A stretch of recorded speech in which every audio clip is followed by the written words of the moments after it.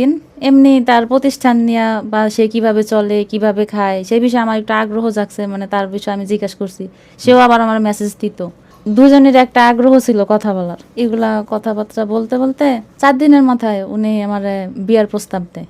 বললাম যে আমি এত দূর থেকে তোমাকে অত দূরে যদি আমার বিয়া হয়, ওই জায়গায় তো আমার আশেপাশে কেউ নাই, মানে আমাদের বাড়ির একটা কত দূরত্ব। তারপর বলছিলাম যে মসজিদে যাওয়ার পরে তুমি ভিডিও কলে আমারে বিয়ের প্রস্তাব দিবা এবং আমার প্রমিস করবা যে কখনো আমি ছাড়া অন্য কোনো মেয়ে বিয়ে করবা না, আর তোমার সাথে যদি আমার বিয়ে হয় কখনো তুমি আমার ধোকা দিবা না। মসজিদে যাওয়ার পরে ভিডিও কল দিয়া বলছে যে আমি তোমারে ভালোবাসি, আমি বিয়ে করলে তোমারই করবো, আর তুমি যদি আমার কাছে আসো আমি কখনো তোমারে ধোকা দিব না, ভাই এমন কোনো কাজ করবো না যাতে তুমি কষ্ট পাও, আর আমার সামর্থ্য অনুযায়ী আমি চেষ্টা করবো তোমার সর্বোচ্চ সুখে রাখার। তখন কলটা কাটতে দেয়া পরে আমি একটা কাগজে আমার নিজের হাতে তারিখ সহ লিখে দিছি যে আমি তোমার ভালোবাসা গ্রহণ করলাম, সারা জীবন আমি তোমার হয়ে থাকতে চাই। ওরে একটা ছবি তুলে পরে পাঠাই দিছি। আমি কখনো তার শারীরিক প্রতিবন্ধী এরকম কিছু মনে করি নাই শুরু থেকে শেষ পর্যন্ত। যেদিন প্রথম প্রেম হওয়ার আগে প্রথম তার সাথে আমি কথা বলছি তখন থেকে এই পর্যন্ত আমি কখনো তার শারীরিক প্রতিবন্ধী মনে করি না। আমি মনে করি খুবই ইম্পর্টেন্ট একটা কথা বলেছেন যে আপনি কোনো দিনই তাকে শারীরিক প্রতিবন্ধী হিসেবে দেখেননি, একজন মানুষ হিসেবে বিবেচনা করেছেন। জি। তারপরে এইভাবে কথাবার্তা চলতেছে। তখন আমি আমার বোনের বাসায় বেড়াতে গেছিলাম ঢাকায়। ধরা পড়ে গেছে কি আমার বোনের হাতে মেসেজ লিখতেছি, দেখছে। পরে আমার বোন জিজ্ঞেস করছে যে তুই কার সাথে কথা কস, তাহলে পরিচয় দিয়ে আমরা ছেলেটারে দেখি। তখন অনেক ভয়ে ভয়ে তারপরে কইছি যে একটা ছেলের সাথে কথা কই, কিন্তু আমি তখনও কিন্তু কই নাই যে এরকম এরকম ছেলেটা দেখতে কেমন বা কি তা বলি নাই। শুধু বলি একটা ছেলে নরসিংদীর একটা ছেলের সাথে কথা বলি, ওরে আমি খুব ভালোবাসা ফেলাইছি, আমি যদি বিয়া করি ওরেই বিয়া করব। নরসিংদী যে অনেক দূর, পরে কয় এত দূরে তো সম্ভব না। আমি কই যে আমি মানে পাগলের মতো হয়ে গেছি যে আমি দূর মুর বুঝি না, আমি ওরেই বিয়া করবো, ওরা আমি কথা দিয়া ফেলাইছি, আমি আমার কথা ফেরত নিতে পারবো না। এখন কইতাছে তাহলে ছেলেটার ছবি দেখা।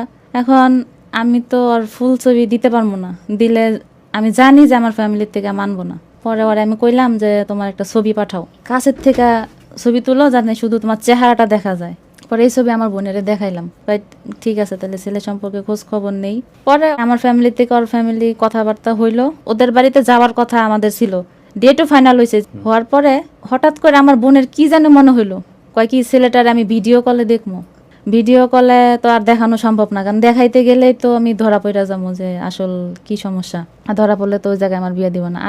আমি আরো এবার প্ল্যান করছিলাম যে আমরা যদি যাই দেখতে, তুমি কাজী কুজি ঠিক করে রাখো, যেমনি হোক আমি তো আর আইতাম না, তুমি যেভাবে হোক বিয়াটা করাই রাখো। কিন্তু তার আগে আমার বোন দেখতে চাইছে, ভিডিও কল না দেখাইলে হ্যাগো বাড়ি যাইবো না আমার বোনে, ভিডিও কলে দেখবো আগে তারপরে অগো বাড়িতে যাবো। এখন আমার আম্মু দেখতে চাইতেছে, পরে আমি মানে ওরে বললাম যে এখন আর উপায় নাই, তোমার দেখাইতেই হইব। তার মধ্যে আমার আম্মুর আমি কইছি যে সে দেখতে যেমনই হোক তার শরীরে কোনো সমস্যাও থাকতে পারে, এগুলো দেখে আবার আপনি স্ট্রোক করেন না, আপনি মানে মন মানসিকতা শক্ত করেন। তখন ভিডিও কলে ওরে বললাম ক্যামেরাটা অন করো, অন করার পরে ওরে দেখলো।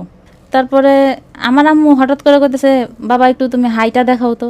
আগের দিনে মেয়েদের হাঁটা দেখতো ছেলের বাড়ির লোকেরা দেখতে আসলে, যেন আমার আম্মু উল্টা কথা কইছে যে তুমি একটু হাইটা দেখাও, তোমার হাঁটা দেখবো।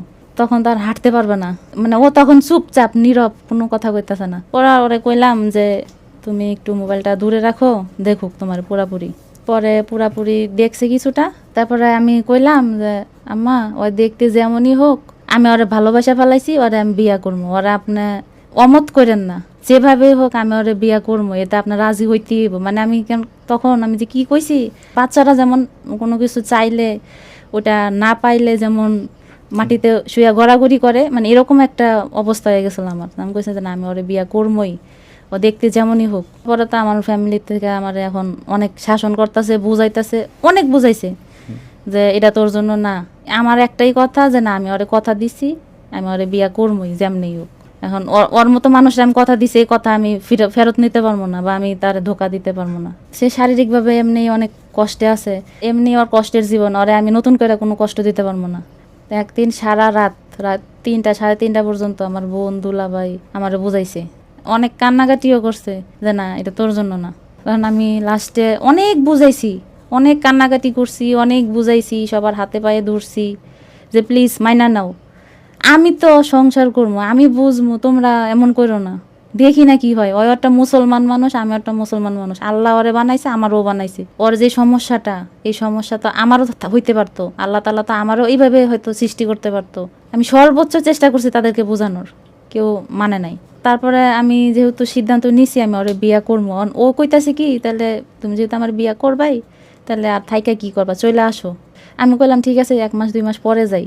ওরে বোঝানোর চেষ্টা করতেছি যে তুমি 2-3 মাস ওয়েট করো, আমি দেখি মানাইতে পারি কিনা সবাইরে। কারণ আমি চাই, আমার বাবা নাই, আমি এতিম মানুষ, আমার পরিবারের কষ্ট দিয়ে আমি কোনো কিছু করতে চাই না। এটা অনেক বড় একটা সিদ্ধান্ত, আমার সময় লাগবে, তুমি একটু সময় দাও, আমি পরিস্থিতিটা স্বাভাবিক করার চেষ্টা করি, দেখি মানাইতে পারি কিনা। কিন্তু ওই আবার ওই অপেক্ষা করতে রাজি না, যে না আমি আর অপেক্ষা করবো না, তুমি যেহেতু মানাইতে পারো না, ওরা মানতাছে না, তাহলে তুমি চলে আসো আমার কাছে।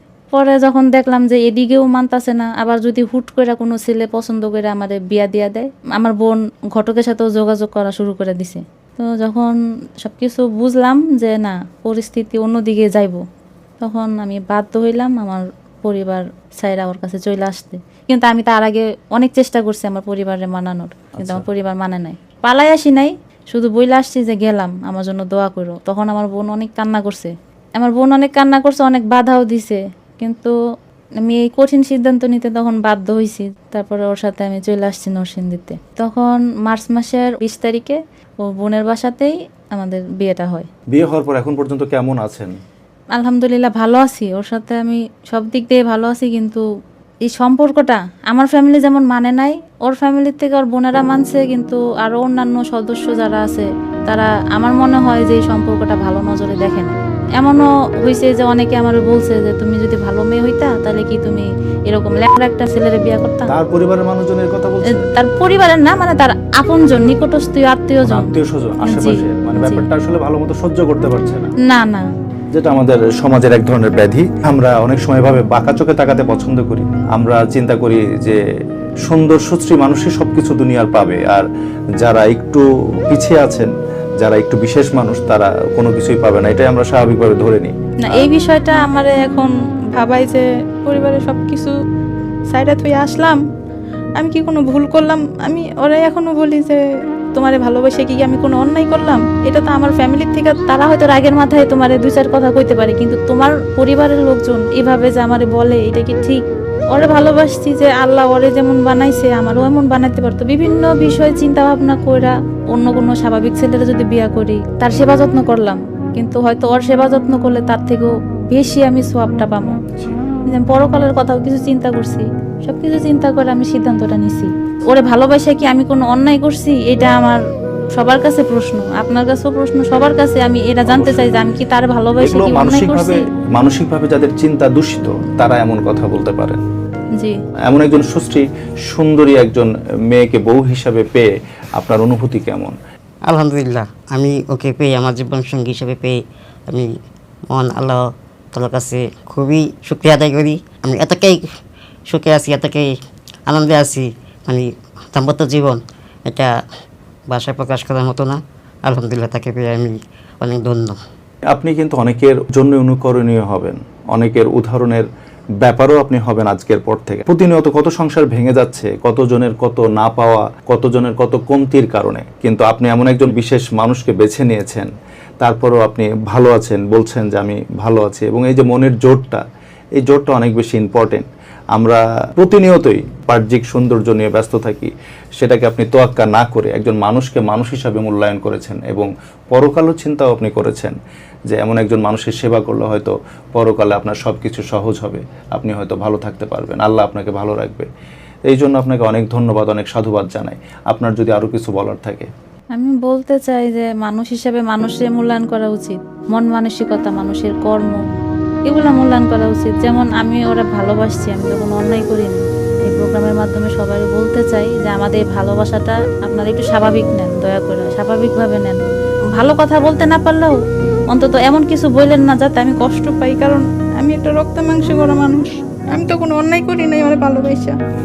আপনার কিন্তু প্রশংসা পাওয়ার কথা ছিল যে আপনি অনেকজন সাহসী নারী, এমন একটা সিদ্ধান্ত নিয়েছেন যেটা দৃষ্টান্ত স্বরূপ বলা যায়। সেখানে আপনাকে মানুষ কটু কথা বলতে দ্বিধা করছে না, বলছে নিশ্চয় তোমার কোনো খারাপ কিছু আছে বলে এমন একজন মানুষকে তুমি বিয়ে করেছো। তো যারা এমন কথা বলেছেন তাদেরকে ধিক্কার জানাই, তাদেরকে ঘৃণা জানাই। আপনারা এমন কাজ থেকে বিরত হন, আল্লাহ আপনাদের হেদায়েত করুক, আমরা এই আশাই করি। আমি আপনার অনুষ্ঠানের মাধ্যমে আমার পরিবারের সবাইকে কইতে চাই, বিশেষ করে আমার মা, আমার বড় বোন, সবারে বলতে চাই যে আমারে প্লিজ মাফ করে দেন। আমি ভুল করছি, আমি জানি আপনারা অনেক কষ্ট পাইছেন, দয়া করে আমারে মাফ করে দেন। আমাদের এই সম্পর্কটা মাইনা নেন। আমি বেশি কিছু চাই না, শুধু আমাদের জন্য দোয়া করবেন, আমরা যেন ভালো থাকতে পারি।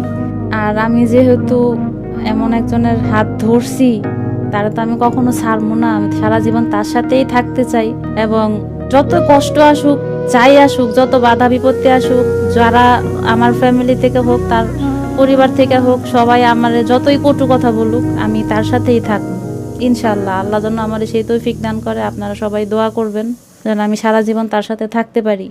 আর আমার স্বামীর একটুখানি জায়গা আছে, ওই জায়গার ভিতর আমি একটা খামার করতে চাইতেছি। আমি চেষ্টা করতেছি সব রকম শক্তি হয়ে তার পাশে দাঁড়াইতে। আপনারা সবাই দোয়া করবেন। আমাদের মতো যারা প্রতিবন্ধী অসহায় মানুষ আছে, তারা সমাজে প্রতিনিয়ত অবহেলিত। তো আমিও চোখের সময় অনেক মানুষের কটু কথা এবং অবহেলিত হয়েছি। তো মানুষের বিভিন্ন কটু কথায় আমি মাঝে মাঝে মন খারাপ করতাম। তো আমার স্ত্রীকে পেয়ে এত সুন্দর একজন মানুষ, আমার মতো একজন মানুষকে পছন্দ করে বিয়ে করেছি।